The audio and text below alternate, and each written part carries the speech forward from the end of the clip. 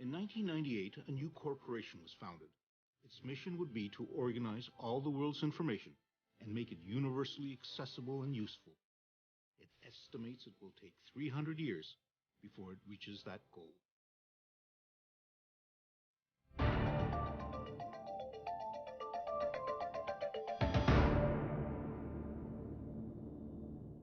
Successful companies start with very audacious goals, and there's no question that the Google organizing all the world's information and making it useful was an audacious goal.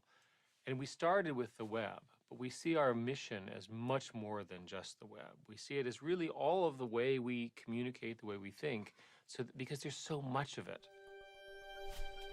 Google may have started out as a simple search engine, but today with applications like Android, Chrome, Wave, Picasa, Google Apps, YouTube, and Google Ocean, and now even its own smartphone, it's become an internet powerhouse. This technological tsunami pours forth almost daily from its development teams located around the world. In the process, Google has become a global vacuum cleaner of digital data. It handles an estimated 20 petabytes of data every day. That's the equivalent of 130 billion photographs or 5 billion songs on an iPod.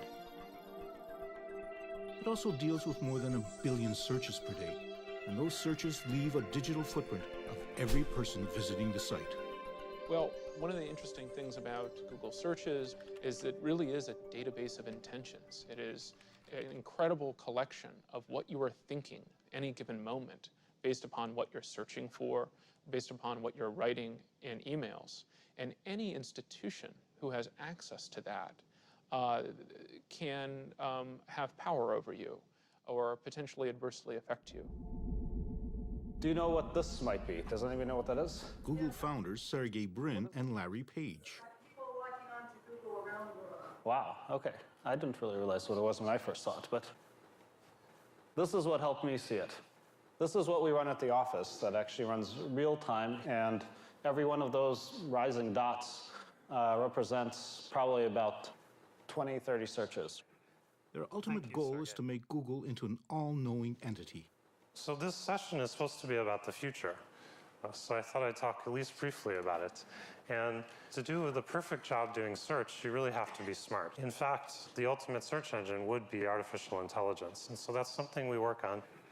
It is somewhat ironic that they use an image of the rogue computer HAL from the movie 2001: A Space Odyssey when they are promoting such a benevolent message. Partly, we want to make the world a better place. If I ruled the world, every day would be the first day of spring. In just over 10 years, Google has become one of Silicon Valley's biggest and most unconventional players. In that time, it's cultivated an image of a large but benign presence. That public perception is changing.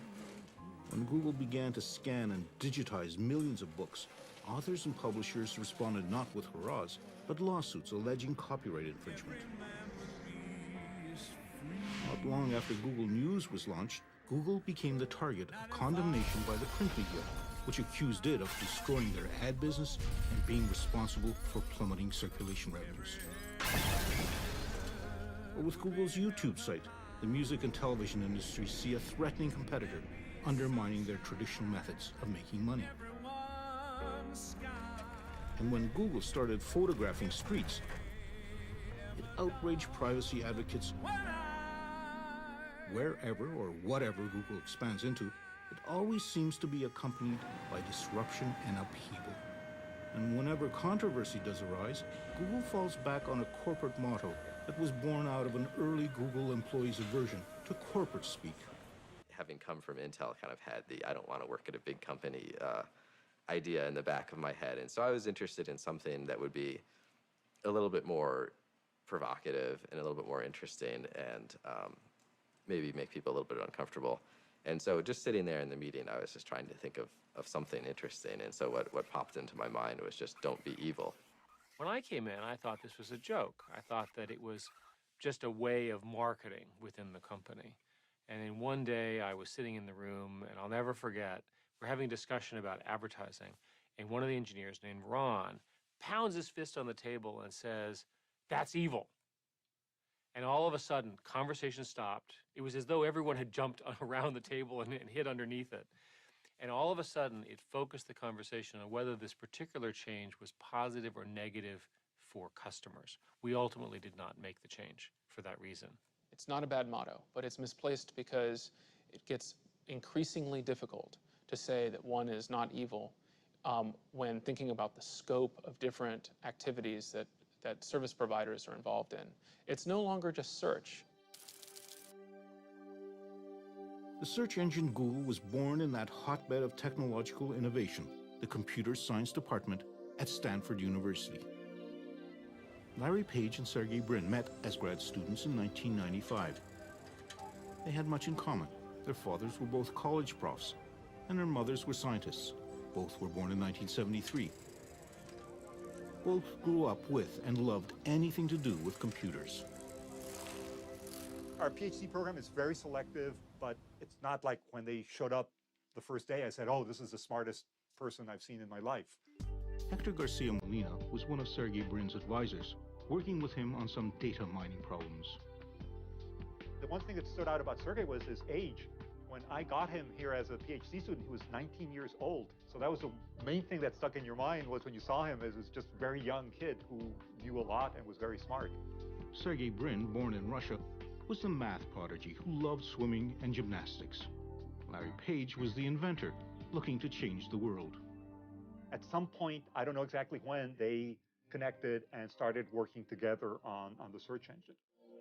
They created their earliest search engine from off-the-shelf computer components, some of which they begged and borrowed from the university, and after they maxed out their personal credit cards, they came up with some ingenious solutions to their limited finances. And then Larry discovered that he could get a better deal by buying the individual disks without the cases, and they built their own machine, and they got more storage for the same amount of money. With a structure made of toy building blocks and their secret algorithm sauce, which they called Backrub, they cobbled together a revolutionary new search engine. One could immediately see that the ordering of the pages was substantially better than what AltaVista was providing. In the mid-1990s, AltaVista, like the majority of other search engines, looked only at text, ranking the results based on the number of times a keyword appeared. Larry and Sergey's search engine was far more sophisticated, with a mathematical algorithm that looked at the number of links to and from internet sites. The more links, the higher the rank. The first search I ever typed into Google was Canadian exchange rate, and it gave me exactly the right information that I ever could use about the Canadian exchange rate and so on. And I was, I hate to use the word blown away, but I was blown away by the fact that I could find exactly what I wanted so quickly. I think what they realized is that working on it in the context of a university research project didn't give them the scope and the scale that they really needed to make it work. So they said, well, let's take a leave. Let's go off, do a company, get it working, and then we can come back and finish up the research. Larry and Sergey were preparing to leave Stanford to start up their search engine company, which by this time they registered as Google, a misspelling of a mathematical term for one with 100 zeros after it. Meanwhile, they continued to participate in the computer science program. They had presented some work they had done on a search engine, and naturally, given my interests, I wanted to be part of it. Google had its very first employee, Craig Silverstein, a fellow PhD candidate. So there were three of us at the beginning, and it seemed like forever that there were three of us. We cared a lot about culture fit, and there were some people who we refused to hire, even though they seemed technically to be very qualified, because they just did not have the personality to work well with us. The three Stanford postgrad students opened up corporate headquarters in that cliché of Silicon Valley, a garage. The company began to expand. I joined in January of 1999, which was a few months after they had started. There were 4 other people at the company, including Larry and Sergey at the time, and they were renting half a house from someone who was still living there and who is now a vice president at Google. And the computers, everybody was working in offices, or in bedrooms, if you will. And the garage was included, and I believe we had a printer there, we had a ping pong table there, but the whole company was not living in the garage. We totally worked out of a garage, and I made sure that we did. It was maybe one day a month or one day every 2 months, but I made sure that every so often we'd go out into that garage and we would do some work there. Well, I wanted to be able to tell people times like this that we started in a garage. And so for the record, we started in a garage. It's just in a garage that had rooms in a house attached to it. As Google outgrew its garage, it moved corporate headquarters into a regular office space in downtown Palo Alto. We were in Palo Alto back in those days, which is like a restaurant town. My goal was that we would go to a different restaurant every night. We'd eat out dinner all the time. We'd eat out lunch all the time, in fact. The company was expanding quickly, and soon they moved again. But with few restaurants around this new location, Larry and Sergey decided that it would be more efficient and more cost-effective if they had their own kitchen with their own chef. The one who was chosen had on his resume a stint cooking for the band, The Grateful Dead. They offered me shares in the very beginning, and I was very reluctant. You know, I talked to my dad about it, and I was like, Pop, these guys want me to give them money for these shares in a company that isn't public. And he's like, it's a scam. Don't believe him. Don't you give him a dime. Unlike other search sites, the Google homepage was clean and efficient, free of annoying banner ads and pop-ups. Larry Page and Sergey Brin watched as their search engine Google became more and more popular. But that engine still wasn't translating into real money, and they had no viable business plan to make Google turn a profit.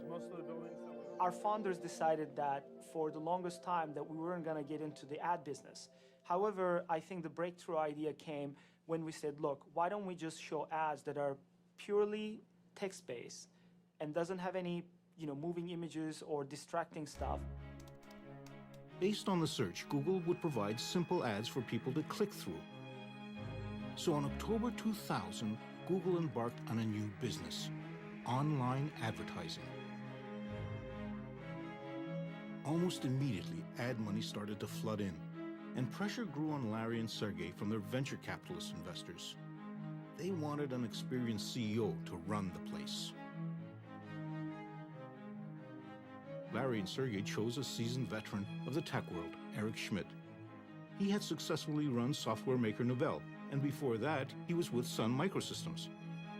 But perhaps what was more important for the founders was that he shared with them a background as a computer science engineer, married to a strong entrepreneurial drive. Well, Google has taken the position that creativity occurs from individual entrepreneurs deep inside the company, often who have an idea but don't have time to work on it. So we invented a concept called 20% time. And every technical person in the company is supposed to, and we encourage them to spend 20% of their professional time on things that they find interesting, not things that we find interesting. Employee number 23, Paul Buckheit, who was the originator of the motto, "Don't be evil," was also the engineer who in just one day came up with Gmail, an email program used internally by Googlers. There were a lot of objections to even doing Gmail in the first place, but one of the big ones was that there was no way to make money with email. So there was this idea that had been floating around that maybe we could do targeted advertising.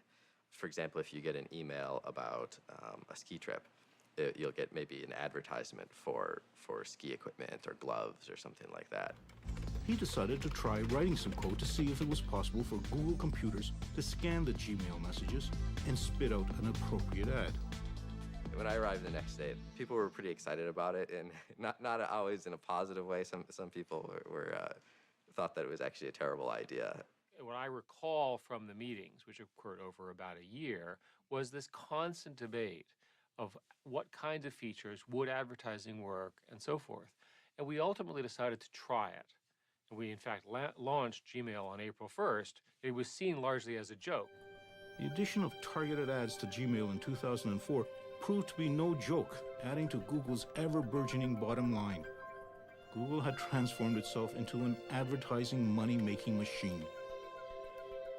Now, when we talk about publicity, the Google IPO has received more publicity than any other IPO in history. When Google was preparing for its initial public offering of stock, it had to disclose a closely guarded secret, that it had staggeringly large revenues and profits. It took most investment observers by surprise and made Google a very attractive stock to own. And so, August 19th, 2004, the first day of trading of Google shares, saw the creation of hundreds of freshly minted millionaires. Those early investors and first Google employees had struck the mother lode. For people who get into a company because of the money, an IPO is a big deal. Any exit strategy, you're bought by someone else, you have a public offering, whatever, it's a big deal. And it causes you to rethink your life because your dream has been achieved. I'm doing okay. I'm comfortable. Most people would consider me wealthy. I consider myself wealthy. Larry and Sergey were now way beyond wealthy. It took just 6 years for them to become billionaires. Their company, Google, had become one of the world's top search engines. It's even made it into dictionaries as a verb. Google as a technological tool has become part of pop culture. And young people's perception of Google as a cross between a college dorm and geek heaven means that Google receives more than 1 million job applications a year. You come to Google, and first time I'm really feeling like everyone knows what they're doing and they know it better than me. So just what does it take to be one of the chosen few selected to be a Googler?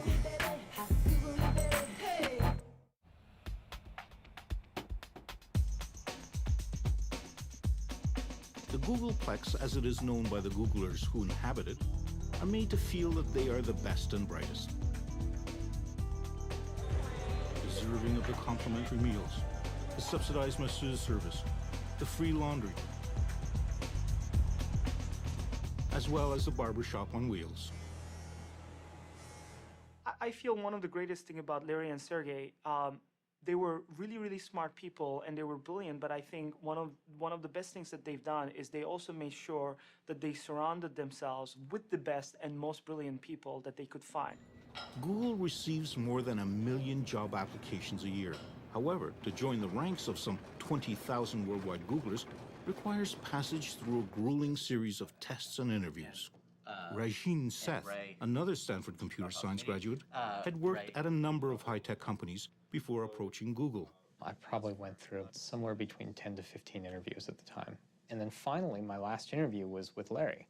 And so, literally I just came in one day and actually got to sit down in Larry Page's office and interview with him. And he asked me a bunch of tough questions, and I didn't quite know how I did, but apparently he liked me enough to the point where they decided to give me an offer.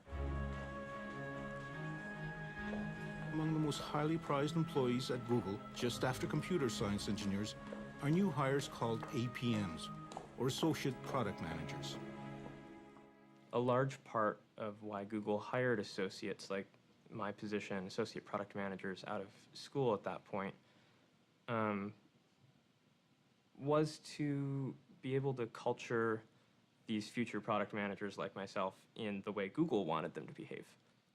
Mostly young, recent graduates with incredibly high test scores, they are given enormous amounts of responsibility and authority early in their career. And we're not prioritizing that very hard right now because we don't think it's going to be able to replace the personal start page from day one. Among the most recent crop of APMs is a Canadian, Jeff Harris. The job that I'm actually doing, which is an associate product manager, is kind of designed for people that have a technical background but aren't necessarily interested in coding day to day. So what my job ends up being is communicating with the engineers who do code all the time and kind of just making sure that all the engineers are working together towards the same goal. So I'm just turned 22. I think the biggest surprise of working at Google is probably how open it is about everything that we're doing. So I can just look it up on our internal site and see details on every single project that's out there, which is great from an organizational perspective.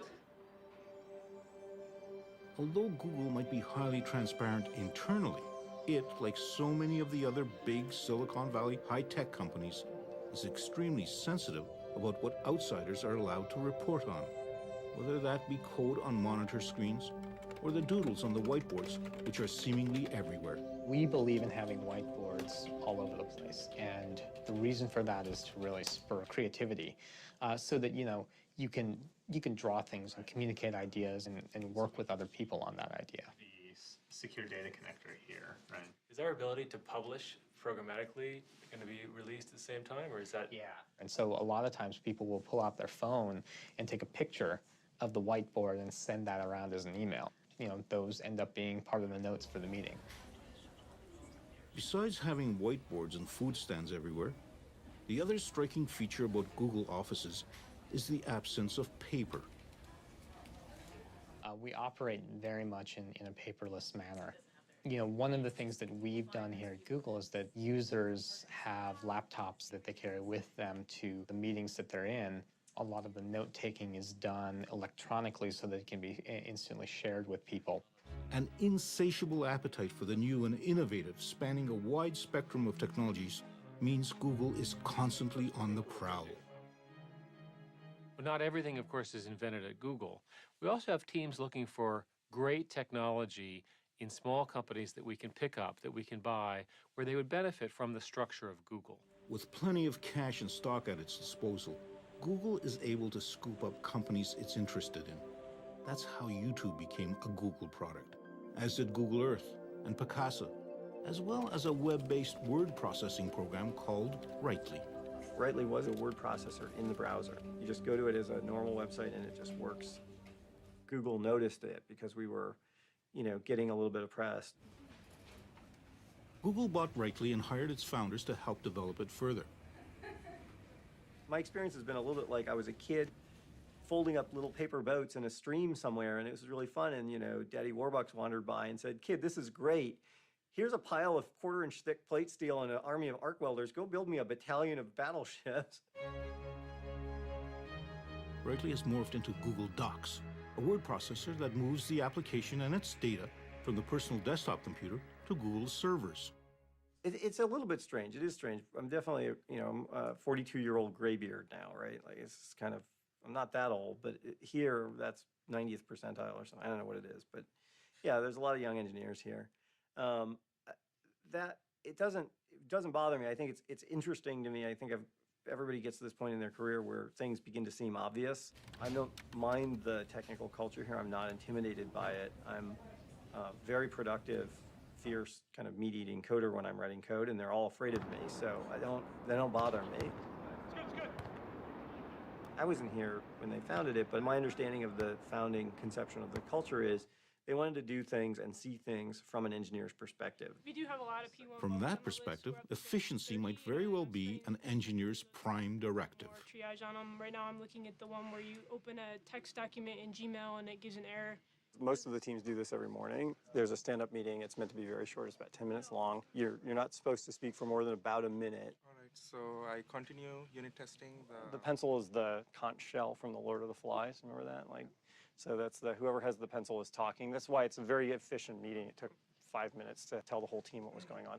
Another meeting where members of the Google Docs team get to discuss problems is during their weekly Writely walk.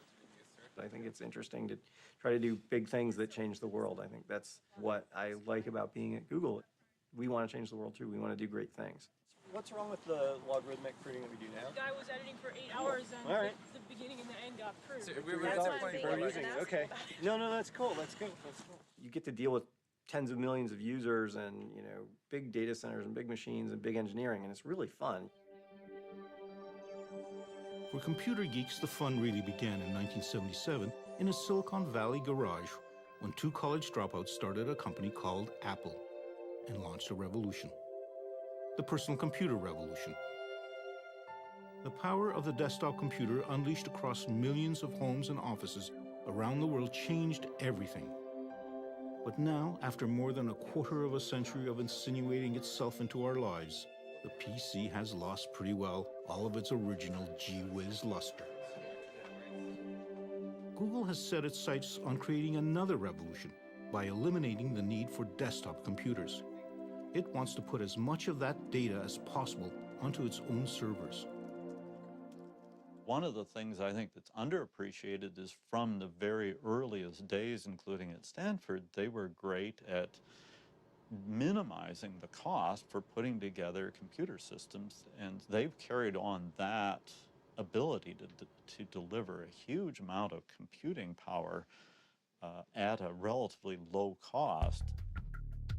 From its beginnings, Google had made it a priority to manufacture as cheaply as possible all its servers and storage facilities to handle its fast search and logging of the internet. And as the internet has grown, so has the need for increased computing capacity. Well, Google builds large data centers. We use personal computer components, and then we build a lot of specialized systems now to deal with the kind of scale that is required. Scale is at the heart of Google. Not only does Google have access to almost limitless computer power, but perhaps of greater value, it has accumulated a massive collection of data. Data that can be used for testing at a scale unseen by most new computer engineers. My office mate and I were just banting around some ideas, and we're talking about something that later turned into something close to Google Bookmarks. And, you know, we did a little bit of math and said, that'll be about, I don't know, 4 petabytes of data. That doesn't seem so bad. And that sentence, 4 petabytes of data, that doesn't seem so bad, is something that before I had been at Google for a month, I would have been shocked to hear those words coming out of my mouth. That shocking 4 petabytes is the equivalent of 4 million gigabytes, numbers so staggeringly large that it is nearly impossible for mere mortals to fathom. As memory increases in capacity and decreases in price, Google is moving into something called cloud computing. The whole idea behind cloud computing is to go ahead and get everything on their server where the professionals are managing it. The problem today is you've got all your stuff on your computer, you drop it, you break it, you delete it, it's a disaster. Why don't you put everything that's important somewhere else, keep it secure, keep it under your control, it's available to you on every demand, on every device, and everywhere you are. The move to the cloud is ushering in a revolution in how we communicate, how we work, how we play, in fact, how we live. People wonder, what's going to happen to information that is mine personally? It's my bank records, my health records, whatever it is, but I don't control it. It's sitting out there somewhere I have to just trust whoever has it to not do things with it I wouldn't want. Is this move into the clouds opening a back door for governments and corporations to secretly access data about us?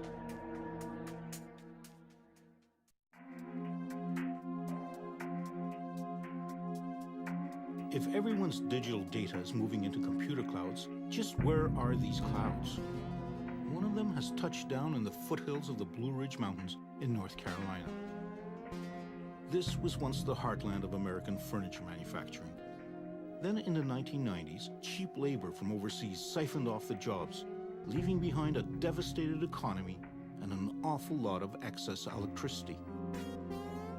It just so happens that computer data centers are voracious users of electricity to run the servers and to cool vast quantities of water used for refrigeration. The town of Lenoir had plenty of both, and so in late 2005, Google came calling, but it came cloaked in secrecy. From Google's perspective, at least as I understood it, it was that the race to build these data centers is so intense, and the information, at least they see it, is so proprietary that they didn't want any of their competitors to get wind of what they were doing. T.J. Rohr is a lawyer and a member of the Lenoir City Council who was involved in the closed-door negotiations with Google. They would reveal information to us that we couldn't reveal to anyone else. Google definitely had an attitude like, look, it's our way or the highway. These are the terms we're offering, take them or leave them. Desperate local and state officials were more than ready to reach a deal that would bring Google to this devastated county. They offered Google a 30-year tax break on property and equipment. It was worth an estimated $165 million over a 30-year period. From these digital warehouses estimated to cost $600 million apiece flows a stream of data. Here are the emails, the photographs, the music, the videos, the maps, and the searches that have made Google a data collecting powerhouse.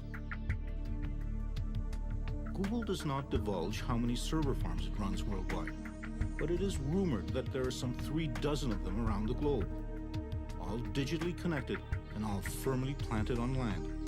But that might change.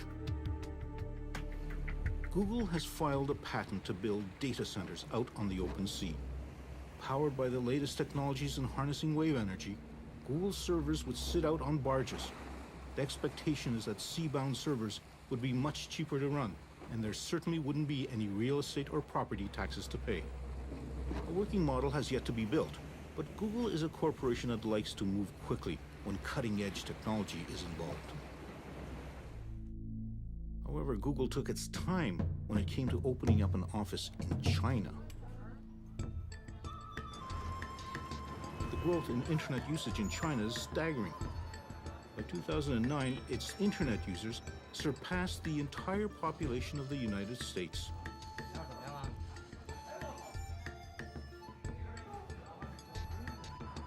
It is an exploding market made more complex by a censorious government.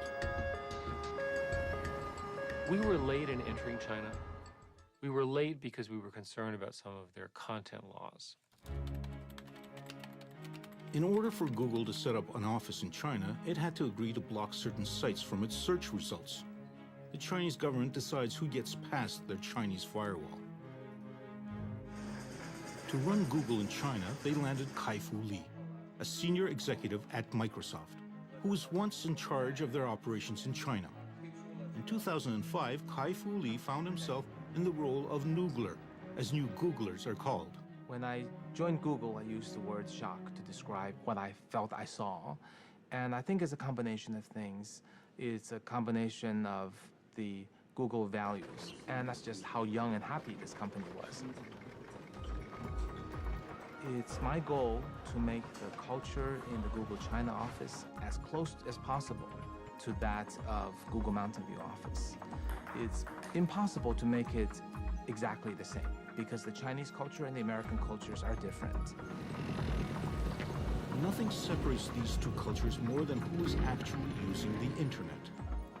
The average internet user is 25 years old in China versus about 42 in the United States. So the difference is substantial, and the usage patterns is also quite different. The Chinese users, because they're younger, tend to like entertainment, games, music, video, tend to do less of searching and e-commerce. Similarly, when they use the web, they tend to want something that's very busy, very exciting, as opposed to simple user interfaces. The internet cafes are filled with young people, many of whom are here because at home they would be forbidden to play these games and movies.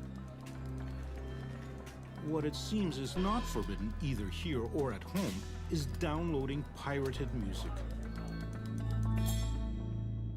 We noticed that most Chinese users on the internet download pirated or unlicensed music through other search engines. And that's become a habit, and I think most users find that to be an entitlement.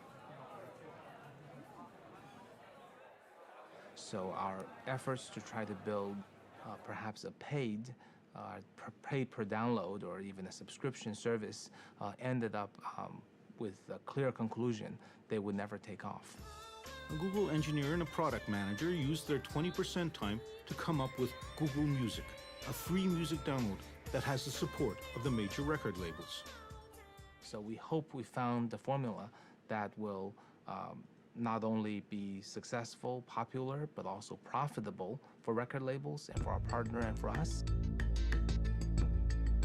While the Chinese government appears to tolerate the pirating of music, it seems to show less patience for Google, recently accusing it of spreading pornography. Google is registered in China, so we have to follow the Chinese laws. Whatever the laws. Well, our employees are Chinese citizens. They would have to follow the Chinese laws wherever they were.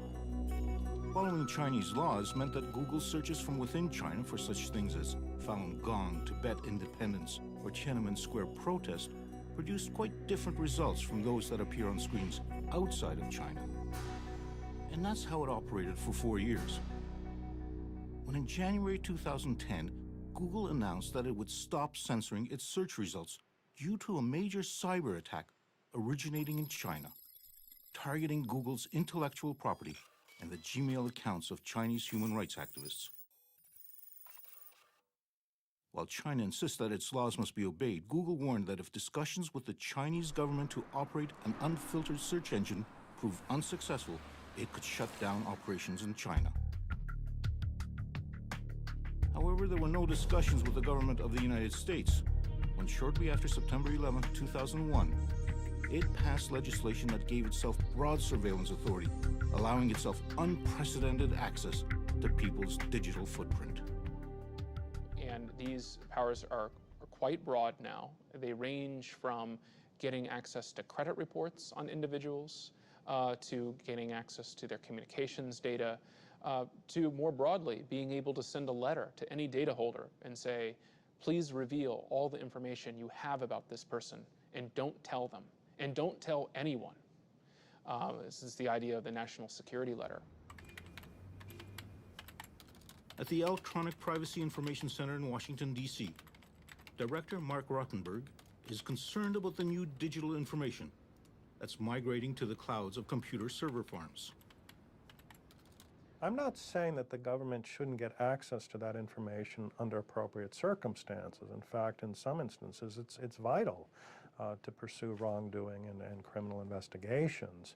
But we need oversight, we need accountability, we need transparency. And the problem with cloud computing is it's going to make it much easier for government to engage in this type of surveillance secretly without people knowing that their personal information, their business records are being turned over. I've asked people at Google to simply report statistics on how many subpoenas and warrants they get every month. They don't have to say anything else. They don't have to say what the subpoenas and warrants were about. Just a number. How many do you receive? But they didn't like that suggestion and rejected it out of hand. As the Google juggernaut plows ahead, digitizing everything in its path, it accumulates new adherents. The city of Washington, D.C. has opted to wean itself off Microsoft Office and switch to a collection of Google applications. Google's offer of a cheaper, more secure, and more collaborative life in their cloud proved just too enticing to turn down. The trust issue is central to our whole brand. If Google were to violate someone's trust, the press, of course, would kill us, and all of a sudden people would withhold their information, they'd stop searching, our revenue would go down. It'd be a terrible thing, terrible for our company, terrible for them. So we take it very, very seriously. Some people don't trust this naive altruism that, we're really trying to make products that make users better. They see, some sort of agenda that we're trying to, control the world or whatever they see. But what can I say? We come out of a grad school background, and we don't think like that. But Google also has to worry about a band of young upstarts ready to change the world of search. Discarding Google's original model of a data-crunching search engine, they are approaching search from a different angle. They want to harness the power of what is known as the wisdom of friends. I think that this is the place that is going to define the next several years of what the internet and world is really about. So why is it that some of the leading proponents of social search are ex-Googlers, ready and willing to challenge their ex-employer?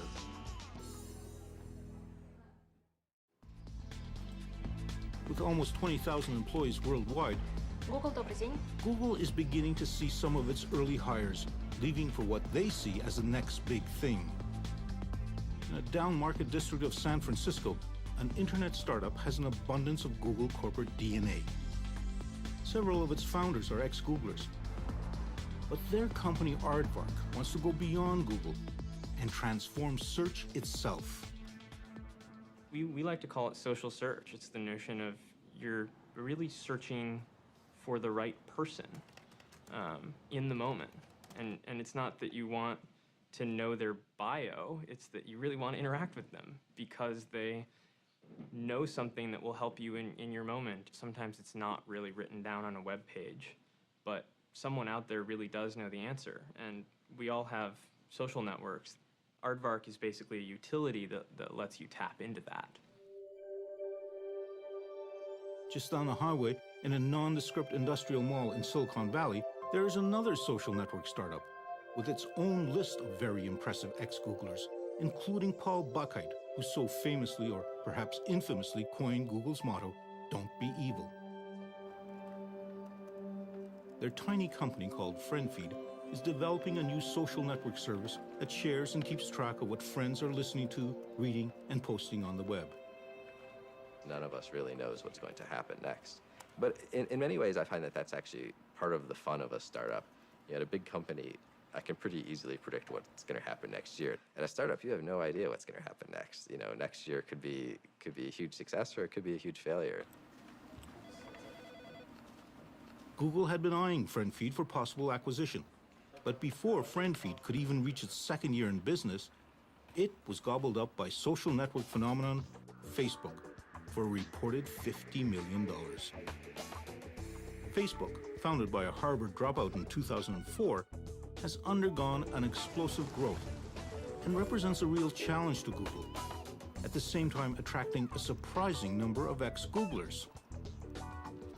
I think leaving Google and choosing to come to Facebook just demonstrates how compelled and convinced I am about the importance of Facebook's mission. Facebook, along with Twitter, are currently the hottest social networks around, and they have realized that their kind of friend-based recommendations is a form of search far removed from Google's cold, calculating algorithms.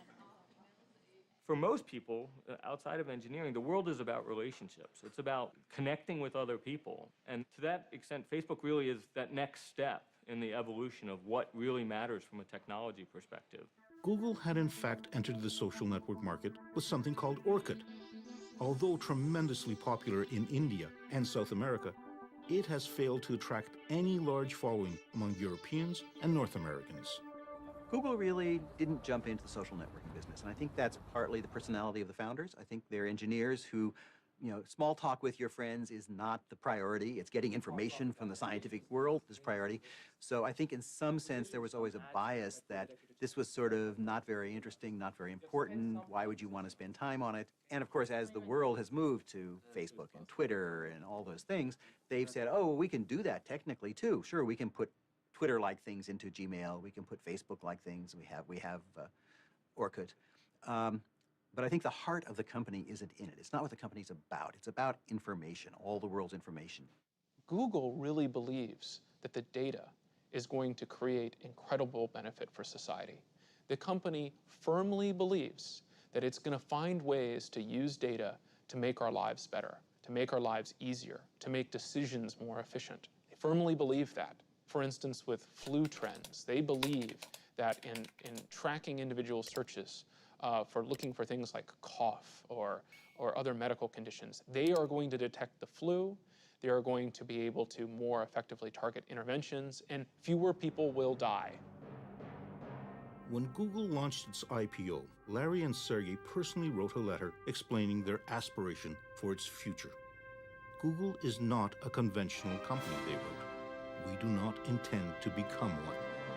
Google's mission to collect all the world's information and make it accessible and useful, and do it within 300 years, has seen it move far beyond searching internet sites. Whether photographing streets, or digitizing the world's books, or turning our mobile devices into internet portals, or creating the world's greatest repository of video in its very own cloud, Google remains a technological phenomenon. But its future rests on something quite unscientific. Trust. Trust that it is keeping our data safe from hackers and snooping governments. Trust that it isn't misusing our information. And ultimately trust that Google is living up to its motto, don't be evil.